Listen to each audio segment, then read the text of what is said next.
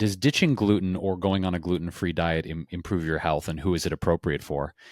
This is something that I have played with personally in different capacities over many, many years.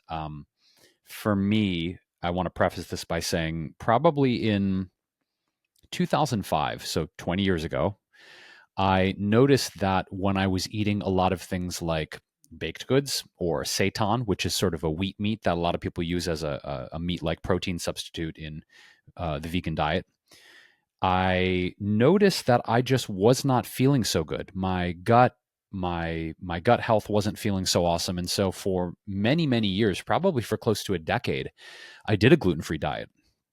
I am not gluten-free anymore. I've reintroduced gluten Okay, back so did into you my feel different though? when I reintroduced it. No, when you stopped it, you did it for 10 years. Did you feel different? I did feel different in the sense of my gut health felt better. I didn't go in and test for any of specific bacterial strains in my microbiome. I didn't go that far. It was strictly paying attention to how my body felt. I did feel better, and I went back to it um, a few years ago, probably 2015. So I was about 10 years on a gluten free and now 10 years with gluten back in. I do it in moderation though. And I always make sure that I'm choosing really, really high quality wheat, organic, if I can do glyphosate free, non GMO. And I'll get into that because there's some interesting new research about glyphosate and the connection between glyphosate, which is an herbicide in Roundup, and potential connections to gut dysbiosis when it comes to gluten tolerance. But let's start at the top. So I feel like gluten-free diets have been this big thing. When I moved to LA 17 years ago, it was just kind of starting, and it just feels like it's been in the lexicon of the health industry and wellness seekers for a while now. So gluten is a protein, first of all, that's found in many grains, including wheat and barley and rye, and it's common in foods like breads and pizzas, pastas, cereals. And gluten itself does not actually provide any essential nutrients. So people with celiac disease, which is a very sort of advanced immune reaction that gets triggered by eating gluten. So people with celiac disease will develop inflammation and damage in their intestinal tracts and other parts of their body when they eat foods that contain gluten.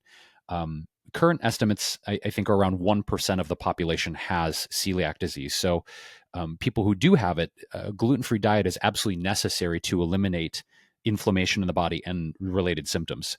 Now, if people don't have celiac disease or haven't been diagnosed with it, a lot of people still embrace sort of this gluten-free mantra, and current estimates actually estimate that 20 to 30% of the U.S. population follows a gluten-free diet or has done so in the past. I am part of that. So aside from that, people can classify themselves as sort of gluten sensitive, which means that they don't have celiac, but when they do eat foods that contain gluten, they could experience things like bloating, like I did, diarrhea, or cramps and abdominal pain. So one cause of this is a wheat allergy. It's a disorder that you can diagnose by skin testing. So some have been calling this non-celiac gluten hypersensitivity, which is kind of a loose term. It's not really something I think that's caught on en masse in the medical field.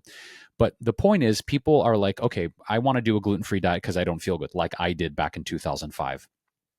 They can go like, okay, maybe I feel inflamed, maybe I feel bloated, although there's really no evidence supporting the increased inflammation in the body for people who don't have celiac. So there's no actual research supporting that.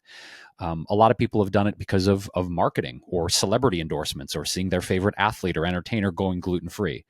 The thing is, there's a downside to this, right? And the downside is that people can be losing out on a lot of the good nutrients in foods like folic acid, iron. There's minerals and vitamins in glutinous foods. So my whole thing is like, I think we need to be mindful of whether or not we actually have to do this, or whether it is something that might be, I don't know, psychosomatic. But I want to say this, there are reliable tests. If someone is suspecting that they might be celiac, you can do genetic tests, you can do blood tests that detect certain antibodies, and you can actually go as far as an intestinal biopsy. So, there are other conditions that might be unrelated to gluten, like Crohn's disease, ulcers, irritable bowel syndrome. So, if you, dear listener, dear watcher, have noticed that there are symptoms that come up when you do consume gluten and you're concerned, if you want to take it that far to see if you have something like celiac, you really need to go and get tested for it. So I'm curious. I want to throw that back at you, Alexandra. What is your experience with a gluten-free diet? Have you followed it? Have you experimented with it? Do you currently eat gluten? I'm curious where you're at with all this. By the way, a gluten-free diet for a lot of people isn't that. I mean, someone with celiac has to really watch it and not have any gluten. And for folks who might be on a gluten-free diet because they feel better on it, they don't have to be as specific. So things like that we don't eat, like soy sauce has gluten in it, and malt products, so beer and certain stouts. I guess I don't know. I thought that was a beer, but teriyaki sauce, they also have gluten, and then we associate it with wheat. But and there's so many different kinds of wheat. It's so you have to really be careful. But if you're just avoiding gluten in general, one of the reasons I suspect that people might feel better is because they're avoiding a lot of processed wheat, which is croissant and things like that.